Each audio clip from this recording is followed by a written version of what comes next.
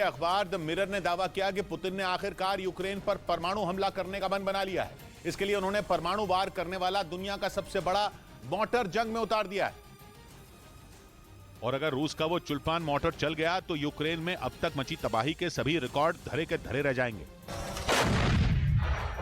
ये रूस का वो हथियार है जिसके मुकाबले का मोटर नेटो के पास भी नहीं। इस हथियार का इस्तेमाल अफगानिस्तान, सीरिया और चेचनिया की लड़ाइयों में किया जा चुका है। रूस का चुल्पान मोटर करीब 20 किलोमीटर की दूरी पर मौजूद अपने टारगेट का नामो निशान मिटा सकता है, फिर चाहे वो सेना का ठिकाना हो या फिर बड़ी किलेबंदी। रूस का मोटर क्लस्टर बम से लेकर परमाणु बम तक दाग सकता है। हालांकि द मिरर ने अपनी रिपोर्ट में कहा कि रूस की तैयारी कोई बड़ा परमाणु हमला करने की नहीं है। वो चुल्पान मोटर से छोटा परमाणु बम गिराएगा, जिससे यूक्रेन में फुटबॉल स्टेडियम के साइज का इलाका तबाह हो सकता है। इधर एफसीआई घोटाले में सीबीआई ने एक साथ 4 राज्यों के 50 से ज्यादा जगहों पर छापेमारी की। पंजाब, हरियाणा, दिल्ली और चंडीगढ़ में एफसीआई से जुड़े लोगों, अनाज कारोबारियों और मिल मालिकों के ठिकानों पर छापे पड़े, जिसमें 60 लाख नकद बरामद करने का दावा किया गया। सीबीआई की यह कार्रवाई एक दिन पहले चंडीगढ़ में एफसीआई अधिकारी राजीव मिश्र की गिरफ्तारी के बाद शुरू हुई।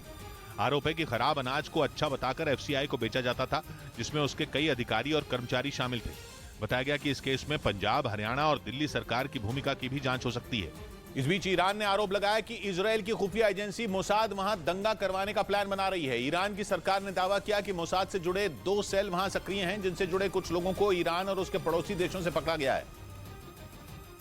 और ईरान की सरकार को शक है कि ये सभी लोग वहां चल रहे हिजाब आंदोलन की आड़ में कुछ खतरनाक करने वाले हैं। पिछले साल सितंबर में हिजाब आंदोलन के दौरान ईरान की सेना के एक बड़े अधिकारी की मौत हो गई थी। ईरान के खुफिया मंत्रालय ने इस मामले के तार उस घटना से भी जोड़ दिए, क्योंकि उसका कहना है कि इजरायल की खुफिया एजेंसी मोसाद ने ईरान में हाइब्रिड आतंकवादी भेजे हैं, जो हिजाब आंदोलन के बीच ईरान में दंगे करवाना चाहते हैं। क्योंकि हाइब्रिड आतंकवादियों को पहचानना आसान काम नहीं है। हाइब्रिड आतंकी ऐसे लोग होते हैं जो सामान्य जीवन जीते हैं और मौका मिलते ही आतंकी घटनाओं को अंजाम दे देते हैं, और इसी वजह से उन्हें पकड़ना मुश्किल हो जाता है। ईरान को ऐसे ही हाइब्रिड आतंकियों से डर लग रहा है। और उसका कहना है कि मोसाद ने ईरान में ऐसे ही लोगों को भेजा है, जिनमें 13 को उसने तेहरान, इस्फहान और पश्चिमी अजरबैजान से गिरफ्तार किया। ईरान के खुफिया मंत्रालय ने दावा किया कि इस समय वहां मोसाद से जुड़े 2 सेल सक्रिय हैं, जिनमें 23 लोग हैं, और उन्हीं 23 में 13 को गिरफ्तार किया गया, जबकि इन सबका मास्टरमाइंड यूरोप के किसी देश में छिपा बैठा है और ईरान की पकड़ से बाहर है। ईरान की सरकार ने जानकारी दी कि ये लोग एक दूसरे से सोशल मीडिया के जरिए जुड़े हैं और ईरान के बड़े शहर उनके निशाने पर हैं,